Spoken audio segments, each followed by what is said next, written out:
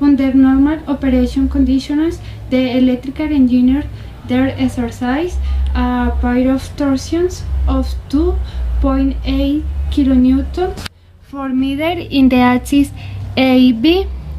If you could know that every axis is solid, determine the maximum cutting effort A in the axis AB, B in the axis BC, C in the axis CD. Section BC. We make a cut between B and C. B and C. T is equal torque C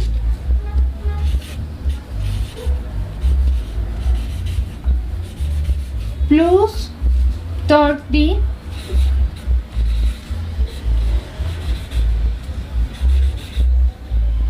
is equal 1.4 kilonewtons per meter. T mod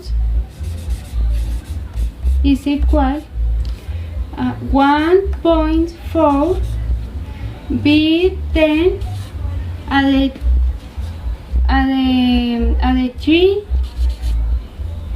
Newton per meter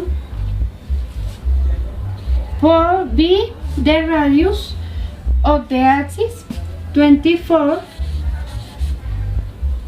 B10 at the minus 3 meters on B means factor of 24, B10 at the means 3 4 meters at 4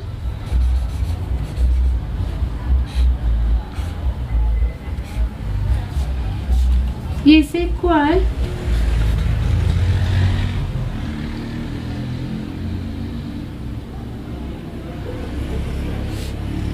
64.7. Maximum shear is given when I have a chance and I am transmitting torque on the width of the shaft, and we calculate the maximum shear force, which is equal I torque to be the outer radius on the polar.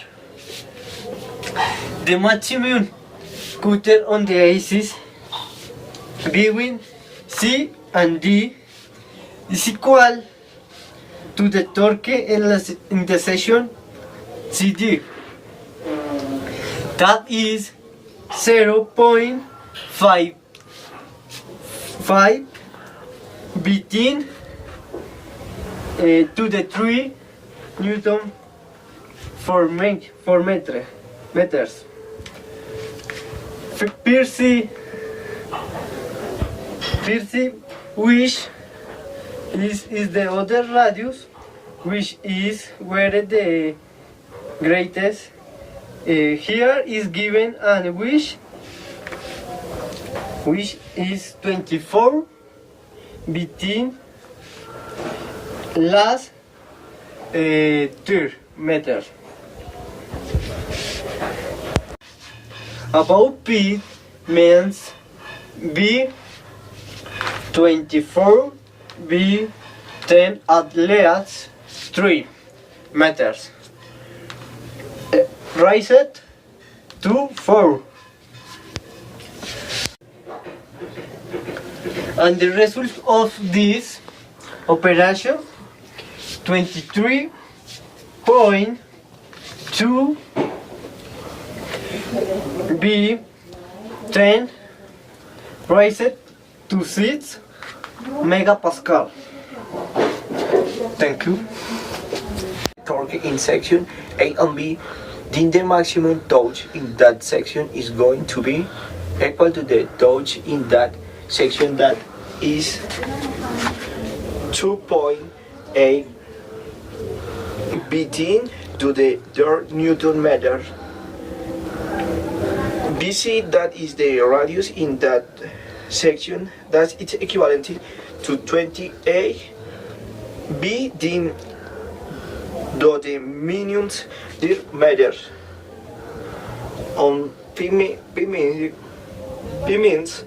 28 B din do the at least their meters recite 4 to 4. The answer is the whole the torque 8 on 1.2 megapascal A and B. Thank you. We are going to resolve another part of the exercise. That's it.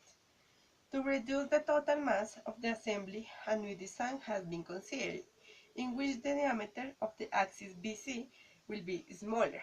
Determine the minimum diameter of the BC axis so that the maximum value of the shear stress doesn't increase.